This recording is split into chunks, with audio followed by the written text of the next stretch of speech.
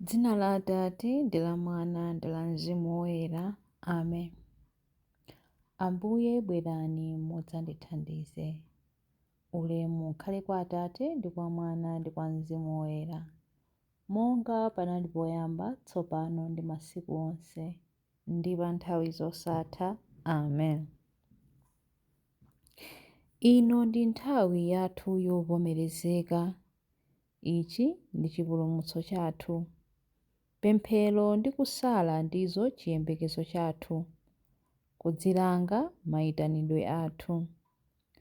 Mulungu wokhululukira ndi wachikondi, chifundo choposa milingo yonse. Inu nokha mungatipatse mtendere, inu chuma chathu choyera. Ambuye tiyang'anireni ife tonse, yang'anani pa zokhumba zathu. Ndife fumbi, ndipo ku fumbi tidzakhala tikubwerera. Inu Ambuye wamoyo, tikwezeni. Thupi latibweretsera kukhumudwa, imvani kudandaula kwathu. Tipatseni ife chisangalalo chosatha. Ulemu ukhale kwa Atate ndi kwa Mwana ndi kwa Mzimu Woyera, monga panali poyamba, tsopano ndi masiku onse, ndi pa nthawi zosatha. Amen. Chilimbi 1. Ambuye, luntha lanu limene mumandionetsa ndi lodabwitsa. Chauta mwafufuzafufuza ndipo mwandidziwa. Inu mumadziwa pamene ndikhala pansi, pamenenso ndidzuka mumazindikira maganizo anga muli kutali. Mumandipenyetsetsa ndikamayenda ndiponso ndikamagona. Mumadziwa njira zanga zonse. Ngakhale mawu anga asanafike pakamwa panga, inu chauta mumawadziwa onse. Mumandizinga kumbuyo ndi kutsogolo, ndipo mumandisanjika dzanja lanu. Nzeru zimenezi nzopitirira nzeru zanga, nzapamwamba sindingathe kuzimvetsa. Ndidzapita kuti pofuna kupewa mzimu wanu, kapena pofuna kuthawa nkhope yanu? Ndikakwera kumwamba, inu muli komweko. Ndikagona m'dziko la anthu akufa, inu muli momwemo. Ndikawulukira kotulukira dzuwa, kapena kukafika ku zambwe kumathero a nyanja, ngakhale kumenekonso mudzanditsogolera. Dzanja lanu lamanja lidzandichirikiza. Ndikanena kuti mdima undiphe, kuwala kumene kwandizinga kusanduke mdima. Ngakhale mdimawo kwa inu si mdima konse, kwa inu usiku umawala ngati usana, mdima uli ngati kuwala. Ulemu ukhale kwa Atate ndi kwa Mwana ndi kwa Mzimu Woyera, monga panali poyamba, tsopano ndi masiku onse, ndi pa nthawi zosatha. Amen. Ambuye, luntha lanu limene mumandionetsa ndi lodabwitsa. Chilimbi 2. Ine ndine chauta amene ndimafufuza malingaliro a mtima, ndimalipira aliyense molingana ndi zomwe zili kumuyenerera. Paja ndinu mudapanga zam'kati mwanga, mudandiwumba m'mimba mwa amayi wanga. Ndikukutamandani inu owopsa ndi odabwitsa, ntchito zanu zonse zodabwitsa. Mumadziwa bwino kwambiri, mumandidziwa bwino kwambiri. Mapangidwe anga sadabisike pamaso panu, pamene ndinkapangidwa mwachinsinsi, pamene ndinkaumbidwa mwaluso m'mimba mwa amayi wanga. Maso anu adandiona ndisanabadwe. Masiku a moyo wanga mudawalemberatu m'buku mwanu asanayambe kuwerengedwa komwe. Maganizo anu, inu a Mulungu, ndi ozama kwa ine, ndi osawerengeka konse. Ndikadawerenga bwenzi ali ambiri kuposa mchenga, ndikamadzuka ndimakhala nanube. Fufuzeni inu Mulungu kuti mudziwe mtima wanga, yeseni kuti mudziwe maganizo anga. Muone ngati ndimatsata njira yoyipa iliyonse, ndipo munditsogolere m'njira yanu yamuyaya. Ulemu ukhale kwa Atate ndi kwa Mwana ndi kwa Mzimu Woyera, monga panali poyamba, tsopano ndi masiku onse, ndi pa nthawi zosatha. Amen. Ine ndine chauta amene ndimafufuza malingaliro a mtima. Ndimalipira aliyense molingana ndi zomwe zili kumuyenerera. Chilembe 3.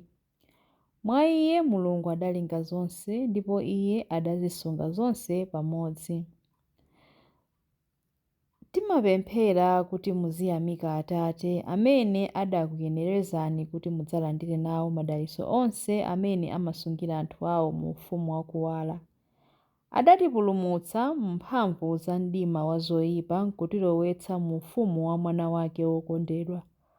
Mwa iyeyo Mulungu adatiwombola, ndiye kuti adatikhululukira machimo athu.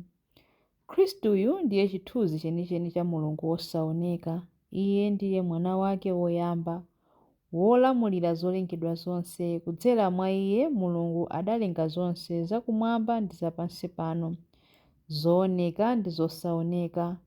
Mulungu adalenga zonse kudzera mwa iye, zonse adalengera iyeyo. Iyeyo analipo zinthu zonse padakalibe. Mwa iye zinthu zonse zimalumizana pamodzi.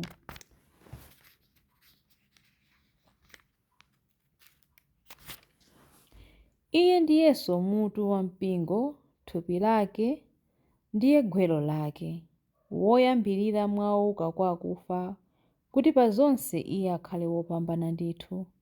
Kudakomera Mulungu kuti umulungu wake wonse ukhalemo mwa Khristuyo. Mwa iyeyo Mulungu adafuna kuyanjanitsanso zinthu zonse ndi iye mwini, zapansi pano ndi zakumwamba. Adachita zimenezi pakudzetsa mtendere kudzera mwa imfa ya mwana wake pa mtanda. Ulemu ukhale kwa Atate ndi kwa Mwana ndi kwa Mzimu Woyera, monga panali poyamba, tsopano ndi masiku onse, ndi pa nthawi zosatha. Amen. Mwa iye Mulungu adalenga zonse ndipo iye adazisunga zonse pamodzi. Mawu a Ambuye. Mawu akuchokera mu buku la Afilipi. Afilipi mutu 2 kuyambira ndime ya 12b mpaka 15b. Mupitirize ndi kufikitsa chipulumutso chanu pachimake mwa mantha ndi monjenjemera. Paja Mulungu ndiye amene amagwira ntchito mwa inu. Muzifuna ndi kutha kuchita zimene zimamkomera Iye. Muzichita zonse mosanyinyirika ndi mosatsutsapo, kuti mukhale angwiro ndi osalakwa, ana a Mulungu opanda chilema chilichonse. Mawu a Ambuye. Tithokoze Mulungu. Chiyankho. Kwa inu Ambuye ndikupereka pemphero langa la chifundo. Kwa inu Ambuye ndikupereka pemphero langa la chifundo. Chiritsani mzimu wanga popeza ndakuchimwirani. Ndikupereka pemphero langa la chifundo. Ulemu ukhale kwa Atate ndi kwa Mwana ndi kwa Mzimu Woyera. Kwa inu Ambuye ndikupereka pemphero langa la chifundo. Chilimbi cha nyimbo ya Amayi Mariya. Ine sindingathe kuchita kanthu pandekha. Ndimaweruza monga momwe Atate amandiwuzira, ndipo ndimaweruza molungama. Mtima wanga ukutamanda Ambuye, ndipo mzimu wanga ukukondwera mwa Mulungu mpulumutsi wanga, popeza kuti wayang'ana kutsika kwa mtumiki wake. Ndithu kuyambira tsopano anthu a mibado yonse adzanditcha wodala. Iye amene ali wamphamvu wandichitira zazikulu, ndipo dzina lake ndi loyera. Amawachitira chifundo anthu a mibado ndi mibado amene amamulemekeza.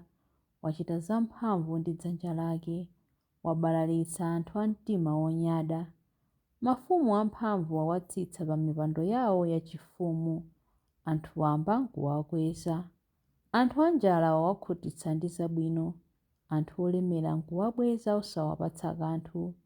Wadzathandiza anthu ake Aisraeli pokumbukira chifundo chake.